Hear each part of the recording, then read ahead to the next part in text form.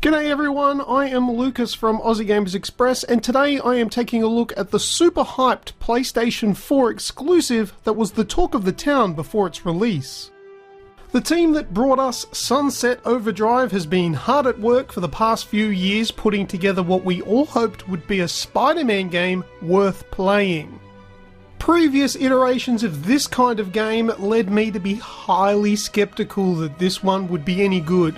The release date has come and gone, so it's time to see if it's living up to all of the hype. Firstly, let's talk about the graphics. It's hard not to notice the amazing high quality finish that the graphics have been given. The detail put into Spider-Man suits is absolutely outstanding, and the visible thread count in the cloth textures is nothing short of spectacular. Spider-Man has been given a nice selection of different styles of suits that he has been known for over the years. I won't spoil all of them here, but the advanced suit looks absolutely amazing, as well does the Stark suit.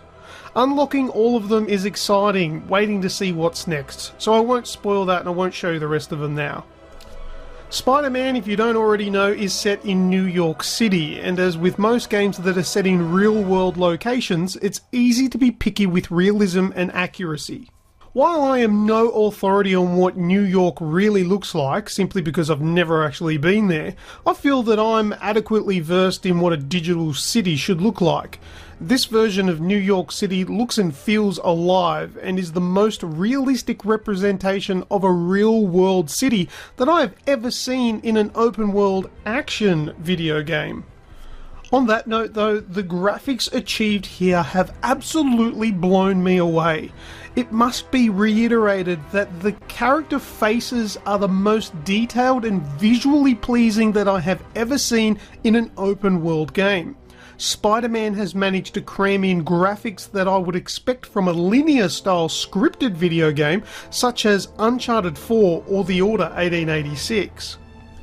The vistas here are breathtaking and will easily make the photo mode a go-to for anyone who starts to realise the scope of this game's visuals. Now let's talk about the gameplay. It's one thing to have a pretty game, it's another thing to have a pretty game that's enjoyable to play. Spider-Man has been very hit and miss over the years, with more of an emphasis on the miss. Insomniac Games had a task on their hands to make something that has failed so many times enjoyable. Web swinging should be a fun part of the game, considering it's the main method of transport for our spider hybrid superhero. Thankfully, this version of Spider-Man makes the web swinging one of the most rewarding and epic portions of the game, which is good considering you will be spending a lot of time swinging between buildings and scampering across rooftop after rooftop. The controls feel well crafted and very responsive, and this goes hand in hand with the combat, which has learned a lot from the greats such as the Arkham series without flat out copying it. Combat keeps itself fresh by introducing new enemies with different attack styles and also providing a very competent stealth mechanic. Sneaking around overhanging objects and picking off enemy after enemy using an arsenal of gadgets that even Batman would be proud of. Also, I noticed that if you knock an enemy off a tall building, Spider-Man sends a little gift with them which will shroud them in a safety web before they hit the ground. There's no unnecessary deaths on Spider-Man's conscience. Now let's talk about the story. The story is the part that I was most worried about after the gameplay. The devs were happy to show off a lot of the gameplay leading up to the game's release, which clearly sold how well it looked.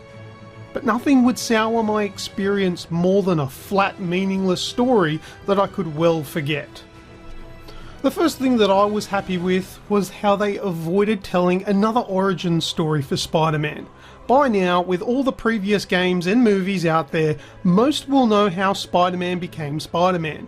You won't be going through all of that again this time around. You start off the game with a very capable Spider-Man and the usual struggling Peter Parker. Thankfully, the story comes at a great pace and allows for some very nice character development, and relationships clearly form between Peter Parker and the other well-known Spider-Man characters such as Dr. Octavius, Norman Osborn, Aunt May, and Mary Jane Watson, just to name a few. It's worth noting that there are a lot more characters in there that I'll keep from naming for the sake of enjoyment for the first time round. I'm really doing my best to avoid spoiling the best parts of this game. The most impressive part of the story's development is the unexpected darker tones. As the story unfolds, there are moments of real shock and awe. This game is M-rated and very much earns that rating. Once again, no spoilers here, but you're going to need to experience this for yourselves. And Insomniac Games have shown that they weren't scared to include heavy-hitting scenes for this epic piece of storytelling. Now, what about the rest of the game? As with any open world game worth your time, there's a lot to do outside of the main story quests.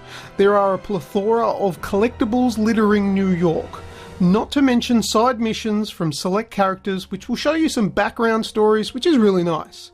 Further to that, there are little mini games that you can interact with, all in the efforts of making the city a nicer and safer place. Now let's talk about the bad. Now, there's not a lot that I could pick to put into this section. However, after completing the full story, I sat and thought about it for a while. The one thing that was disappointing was the boss fights. While the general staple combat was challenging and fun, the massive, larger-than-life boss fights were less than impressive. They did look amazing, but the fights themselves were insanely easy, even when playing it on the recommended difficulty setting. Often the animations for taking down a boss would just appear to be repeated over and over until you beat the boss. It felt like these were rushed with little inspiration on how Spider-Man would actually overpower such epic foes. In summing up, what Insomniac Games has created here is by far the best Spider-Man game that has ever been made to date. I'm making the call that it's up there with the Arkham games as a superhero game, and it should stand proud on its own as a very competent video game. Should this game spawn several sequels over the next decade, I would be a very happy gamer, and I have no reservations about recommending this as a must-play game to anyone slightly interested. Thank you all so much for checking out this review. If you liked it, give it a thumbs up. If you didn't, thumbs down is there too. Please consider clicking that subscribe button to support Aussie Gamers Express. But that's all for now, so until next time, I am Lucas, and I will see ya.